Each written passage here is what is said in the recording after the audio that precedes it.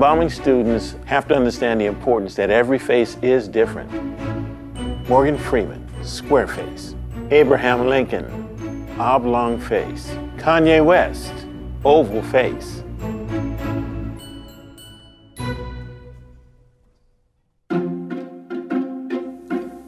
My name is James Edward Smith, Jr. I'm an instructor and clinical director at Dallas Institute of Funeral Service, and I currently instruct restorative art.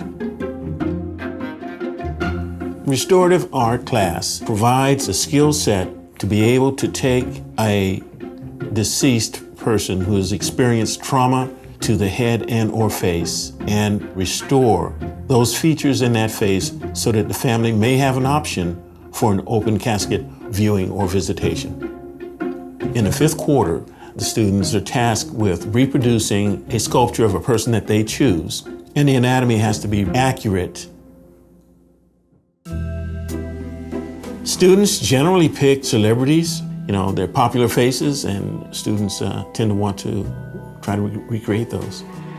For my restorative art project, I did Jennifer Aniston, Jack White, Viola Davis, Frida Kahlo. I decided to do David Lynch. Taking on the assignment requires each of the students to understand the proportions for the features of the face here in school, because it translates to what may happen in the actual preparation room. It is an acquired skill. The more you practice, the more proficient, the better you're going to become. The expectation of the family is that this is something we can sometimes do right away, but we have to take into account the amount of trauma that the face has sustained.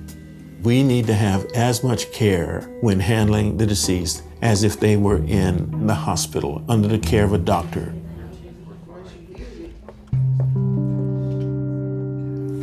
I am very passionate about restorative art because I believe it's important for people to have the best memory picture possible when it's time to say goodbye.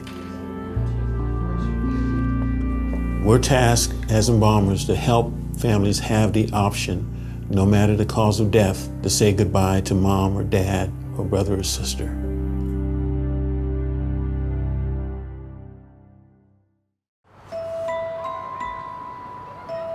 Faces are the most important subject matter in art.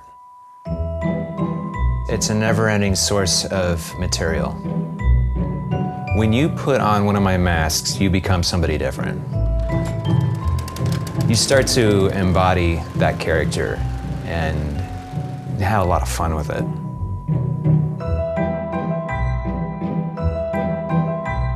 My name's Landon Meyer, and I make disturbingly realistic masks.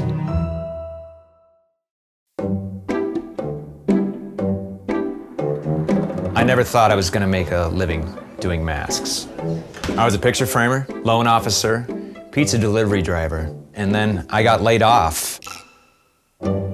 I've always been interested in doing something that's like really surreal and nightmarish. So it was more or less an experiment that took off. I am the only person out there that's doing hyper-realistic likeness masks. I'm kind of this weird mad scientist down in the basement. I start off getting lots of reference material. The hardest part is doing the sculpture. That can take anywhere from 4 days to a year. But once the sculpt is done and I have a mold, it's about a 1-week process to make a mask. They are ungodly expensive. They range $500 and up, and sometimes even high as $7,500. Over the years, I've made approximately 25 different designs, and I've produced with my own hands over 1,000 masks. What I make, I like to consider wearable art. These are super realistic sculptures you can put over your head and wear. People just seem to have this astonished reaction to the masks. That's what I love about them.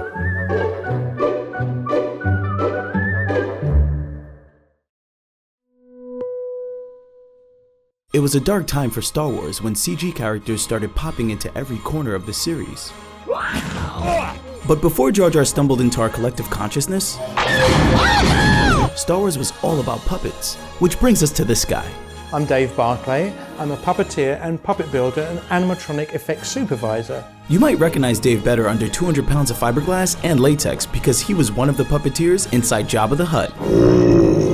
But to play the most notorious gangster on Tatooine, you gotta start somewhere. And Dave?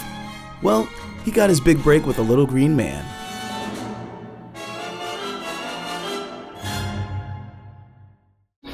That is why you fail. Yoda was famously puppeteered by Frank Oz, the legend behind Cookie Monster and Grover. Show you near and far. Yoda not far. But Yoda was a complicated puppet, and it took 4 to 5 people working different body parts to bring him to life. Dave's job was controlling Yoda's eyes and ears. There was a sequence when Yoda is prodding Mark with a stick, saying where he was, what he was doing, and I'm doing a little squint and subtle control on the eyes. Yep, right there, that's me doing the eyes there. Towards the end of the filming on Empire Strikes Back, Frank Oz was performing Yoda, and it became clear he had to move on to another film and he wasn't going to be available, so they needed someone to take over from Yoda, and Frank nominated me.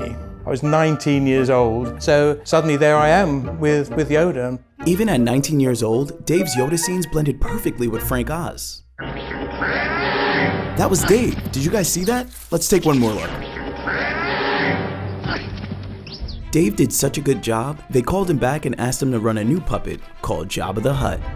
Jabba the Hutt was probably the most complicated and sophisticated animatronic puppet that anyone had ever tried to build, and it took 6 to 7 people to operate. Inside Jabba, it was very claustrophobic, very close. One person doing the left hand, the head movement and the tongue, another puppeteer doing the mechanical tail, another puppeteer doing the breathing on the air bladders. I did Jabba's right hand, and I did his jaw, and then I provided the voice on stage. My voice doesn't make it to screen, but if you turned up on set, you'll hear this sort of voice. Where's my talk drive? As a child, there weren't really any movies that had puppeteers in them. There was a little bit here and there, but there were no solid characters like Yoda. And being part of the Yoda team, which really was the first performance animatronic in movies, was the start of this huge growth that lasted about 20 years. And as a puppeteer and as a puppet maker and someone who loves the movies, I was in exactly the right place at the right time, and I've had a wonderful career doing what I adore. So I feel very lucky and privileged.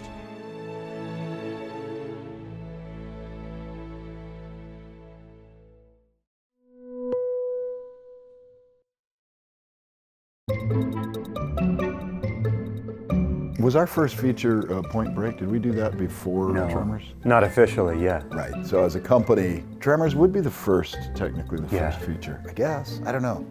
Someone should Google that.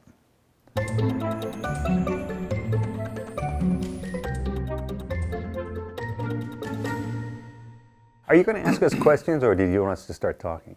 Could you introduce each other? I would love to. I would like to introduce you to Tom Woodruff Jr., who is the co-founder of Amalgamated Dynamics. I'd like to introduce you to Alec Gillis. He's the co-founder of ADI, home of the Oscar-winning creature effects team. When people think of practical effects creatures, you think of non-computer generated characters. We've been lucky to be involved with some of the biggest and best of those types of monsters. We did the worms in Tremors. We did the fat makeups on Tim Allen in the Santa Claus. All the practical animals in Jumanji. We've done the Alien, we've done the Predator. Starship Troopers. I wasn't done. Well, you can keep going, buddy. And of course, there's always the gorilla. Cut right now, that's perfect, right? Now we cut putting the gorilla costume. We started performing our own creatures because we both had this sort of observation of stuntmen, despite their talents and their skills, them going into a creature suit and not really knowing how to make a creature suit work. It would be very weird for us to just say we're going to build something and then bring it to set and say, now what? Are you hungry? You want some food? Are you hungry?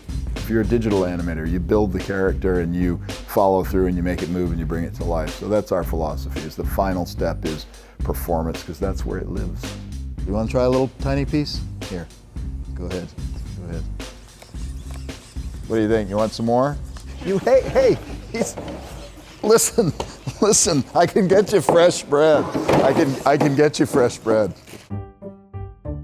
Tremors is an example of a film that was from the pre-digital era. And if you look at it, the practical effects, they've stood the test of time, and we're proud of that. Digital effects can do things that we can't possibly do. Practical effects have a presence to them that even the best CGI work gets close to but doesn't completely achieve. In other words, there's more emotion, I believe, to a practical creature than to a digital creature. Wave to the camera and say goodbye. Bye-bye. Bye. He's so temperamental.